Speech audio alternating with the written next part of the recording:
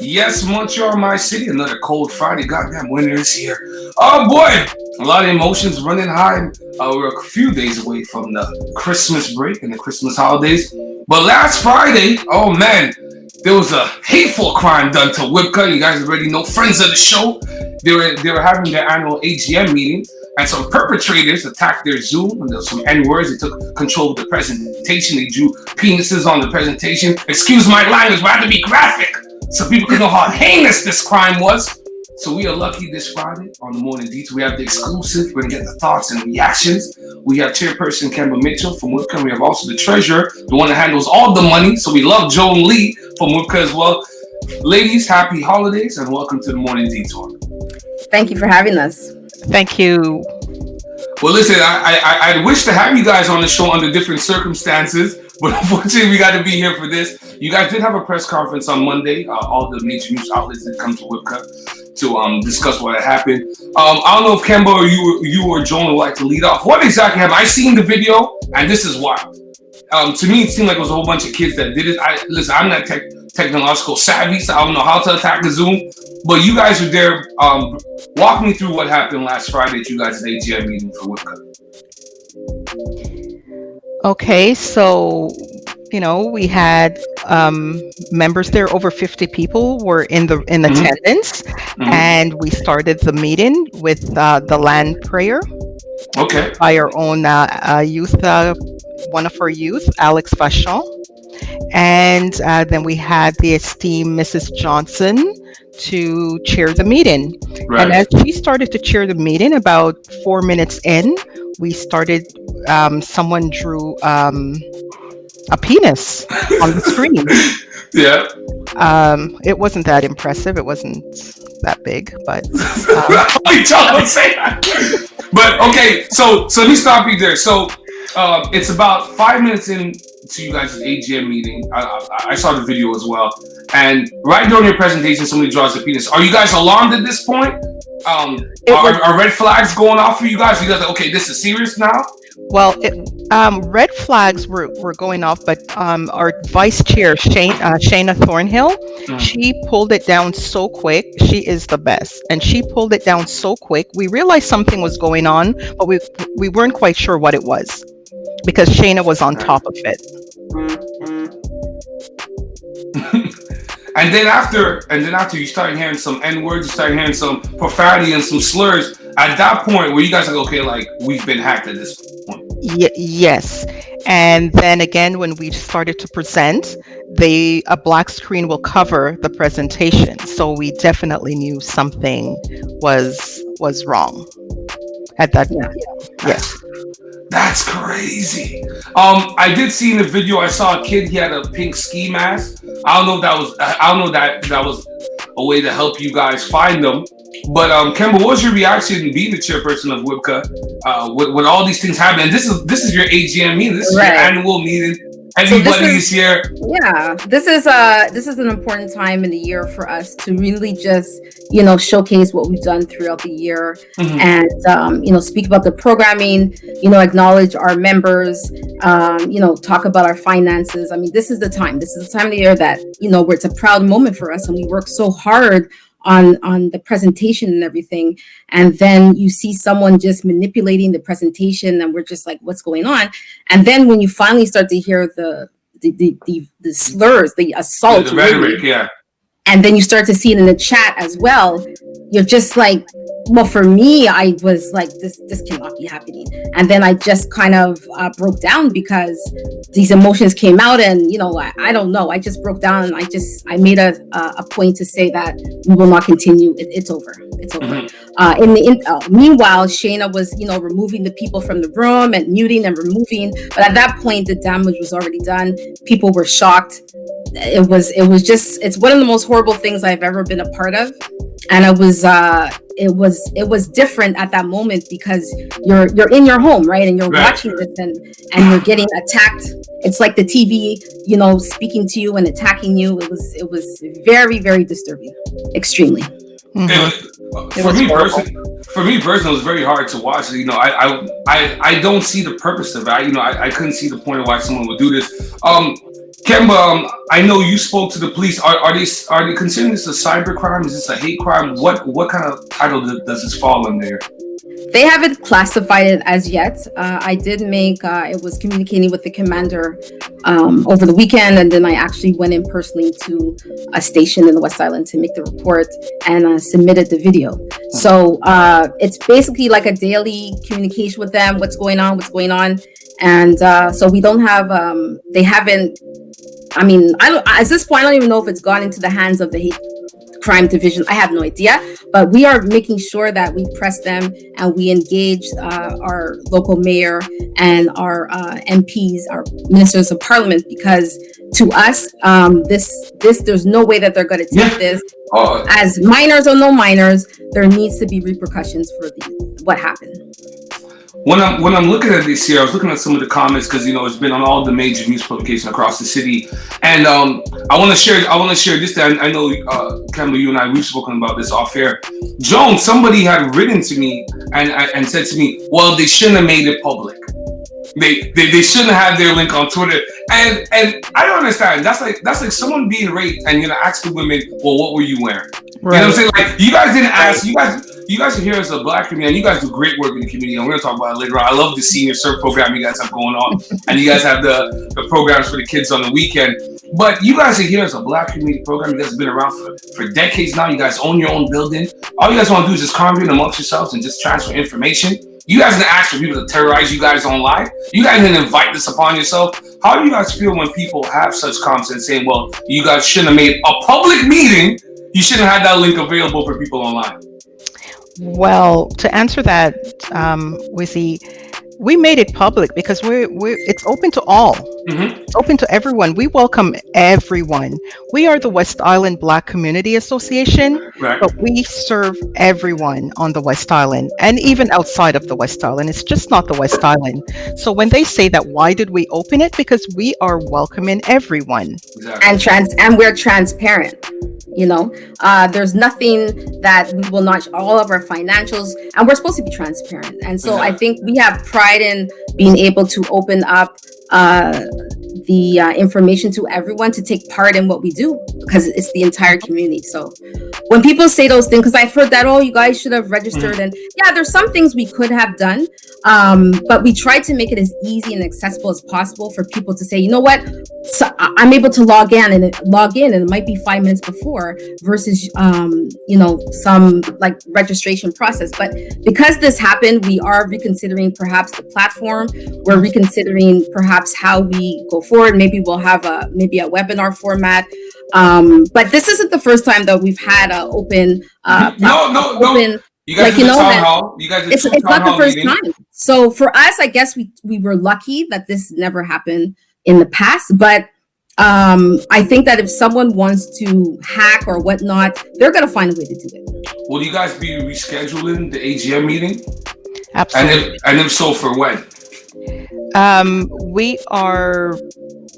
We're going to have it sometime in January. We haven't set a date as yet, but we're definitely going to reschedule. As our chairperson, Kemba, just said, we are transparent and we want everyone to know what we're doing, want to talk about our programs, our accomplishments, and the upcoming programs that we have. Okay, real quick, before we get into some of the programs that you guys have going on the WIBCA, and you guys sure do have a lot, I just want to talk about what has been the response from other community organizations and community leaders, because over the last couple months, a lot of people came out with words as proclaiming themselves as activists and they're pro-Black and this and so forth. Who has reached out to you guys in amidst of this hateful situation?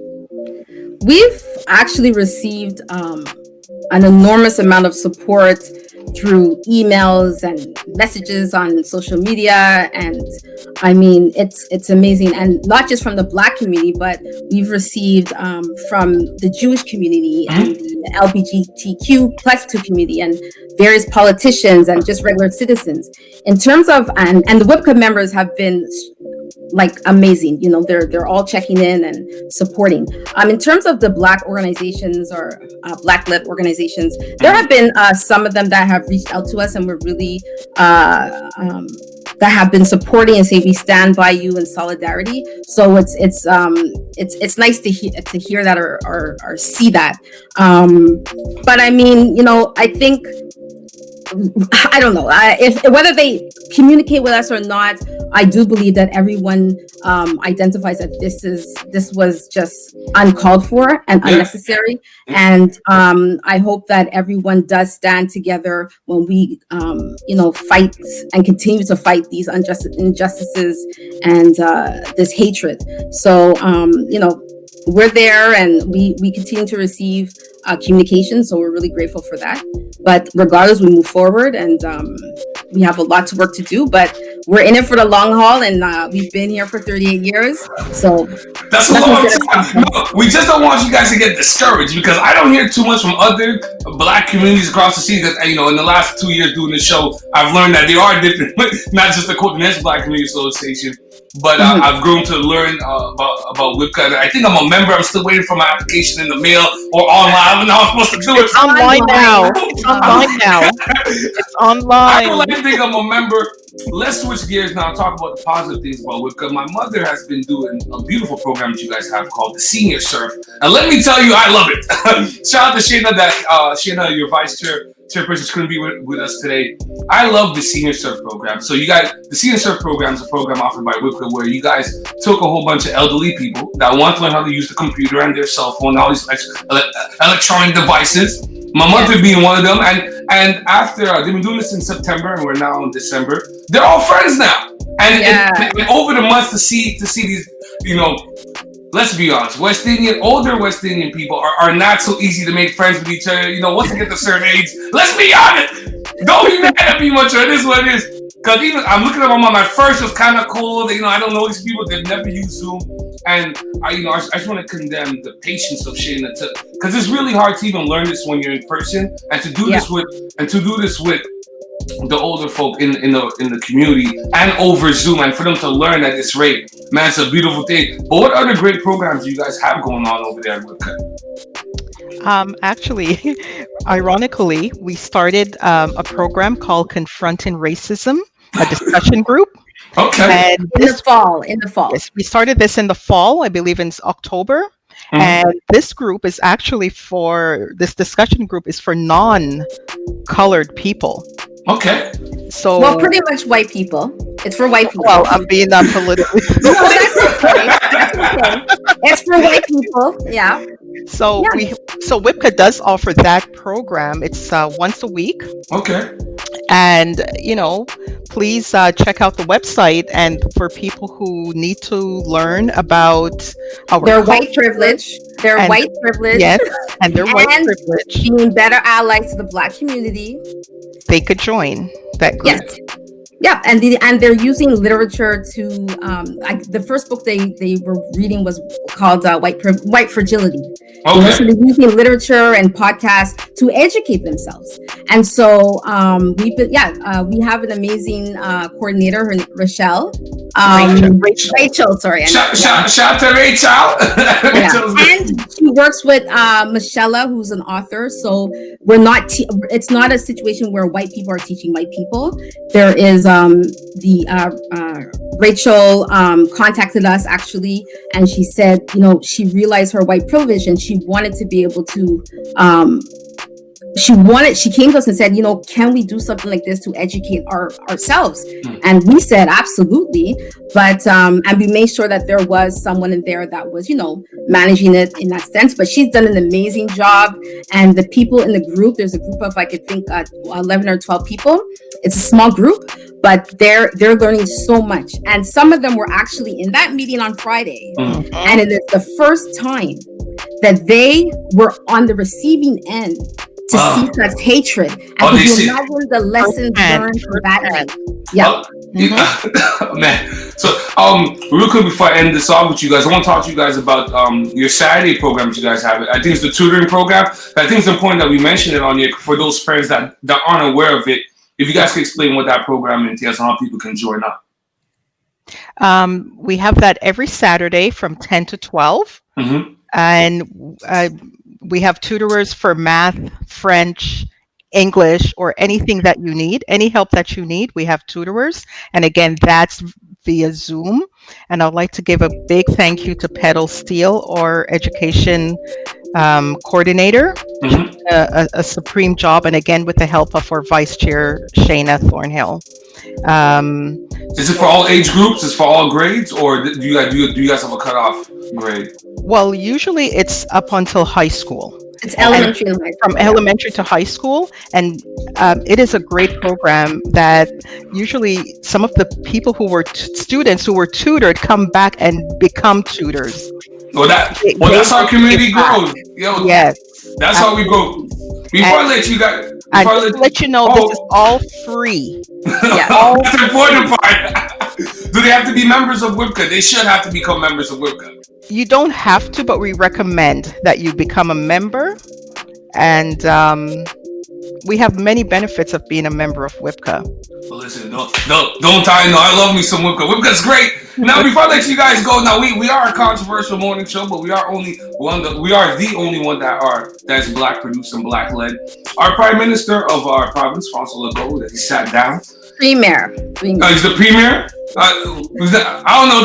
They have so much titles. I don't know who's who. Sometimes he moves like he's the prime minister. If he was, I would definitely move. Definitely.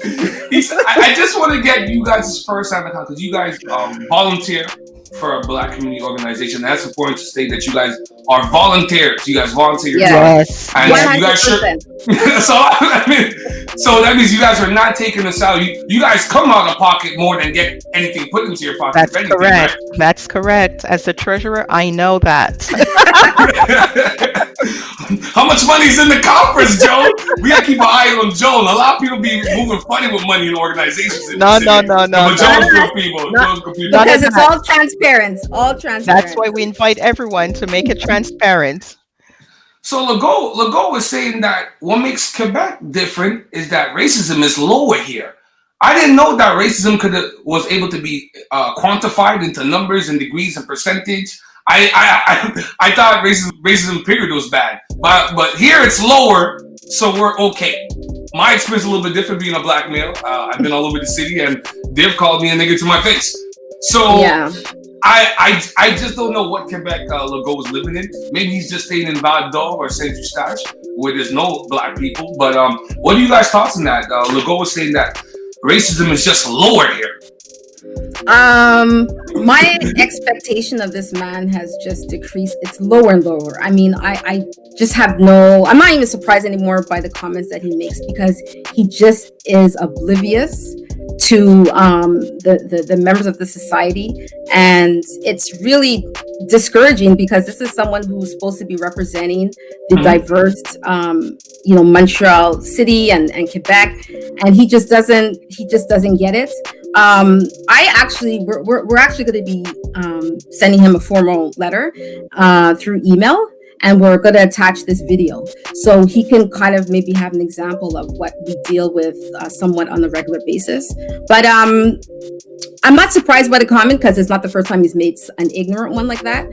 But I'm just actually one of the things I was looking into is finding out when will that position be available, because I think we need to reconsider who's leading this province. I have no idea, but he has the highest approval rate of him and one of the other premiers from out west. So people seem to be liking Legault. Joan, where do you kind of land on this? Racism is lower here. Do you agree with this premier? I'm not sure where he lives, but he's living in a bubble. Mm-hmm. Yeah, and he needs to come to the real world. And we will be sending him that video so he could see exactly what the citizens of Quebec goes through on a daily basis. Although that was one of my first time being invaded like that and made to feel. You feel violated a little bit, no? Violated, very violated. Yeah.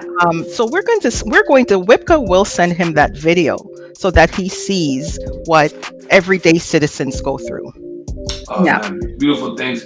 Montreal, my city. I've been sitting down with Chairperson Kevin Mitchell and Treasurer Joan Lee. Ladies, please let the people know how they can become members of WIBCA, where they can go and see more. I love you guys' newsletter. I get it every month.